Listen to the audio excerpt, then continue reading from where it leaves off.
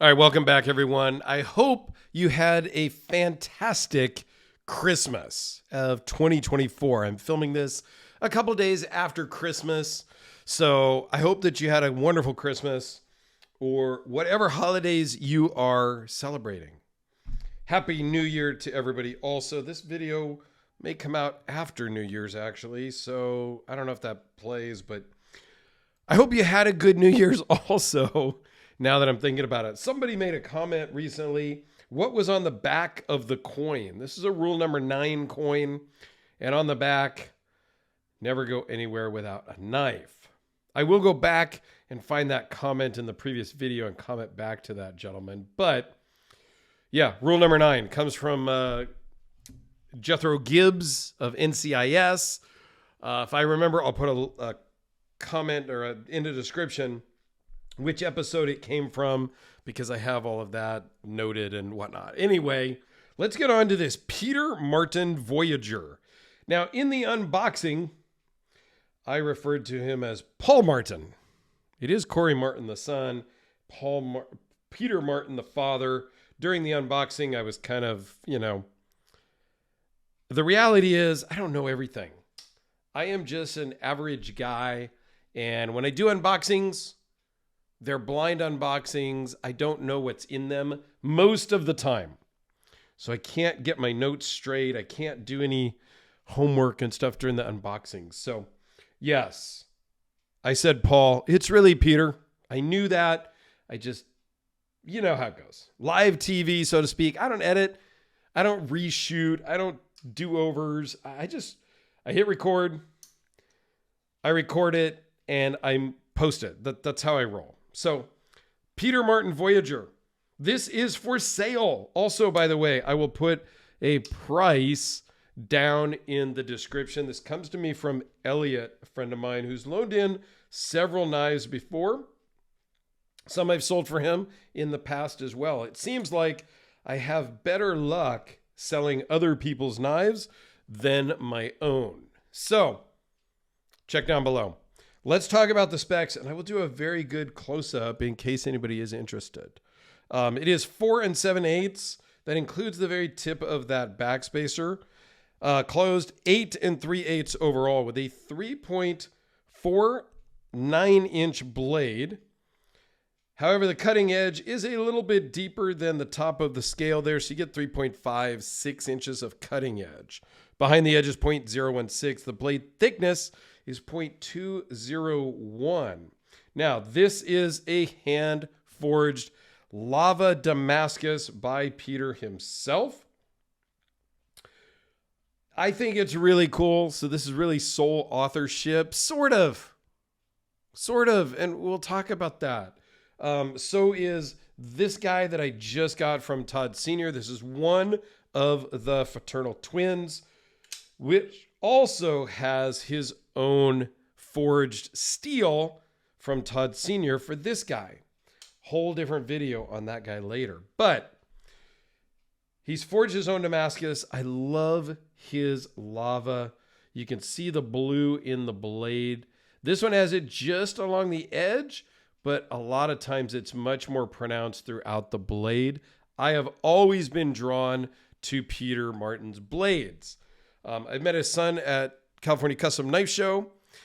His dad was away out talking to somebody else or gone. I didn't ever make it back to the table to meet Peter. But anyway, I digress. This thing weighs in at 6.8 ounces. Overall thickness is a little interesting.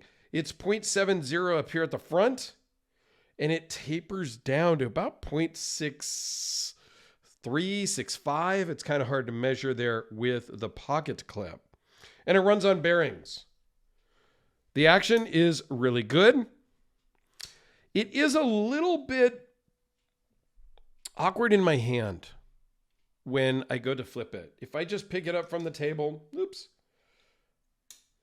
If I just, shake out my hands, I just pick it up and I go to fire it. It's the way the handle is shaped, it kind of tapers down this way also. It just doesn't give me a great grip. I'm not going to drop it, but to me, it's a little bit awkward. That's just me. So what do we got here? Let's zoom in. So you have this beautiful lava Damascus, he calls it. Looks great on the face.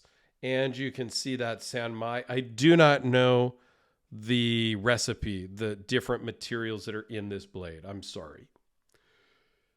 This is something I've never seen before. Zirconium bolsters that have this engine turning on it. Now, I love zirconium. It just like, I kind of would like just a chunk of zirconium, like a little billet just to have on my desk or something. I really like zirconium. And I don't really like polished zirconium like on my Red Horse Knife Works Hellraiser because this thing gets smudged up as soon as you touch it. It gets marked up. By engine turning it, that solves that problem. It doesn't get smudged. It doesn't feel weird or anything. I love that. Shredded carbon fiber, titanium hardware that's been blued, Damascus backspacer, which is beautiful, with a lanyard hole if you're into that. I love how it shows the pattern here, not just the end cut, but it shows the face. Blued titanium liners, which are also engine turned inside. Little hard to see with the lighting. Let me see if I can get that with a flashlight here. So you can see there it's engine turned inside on the titanium as well.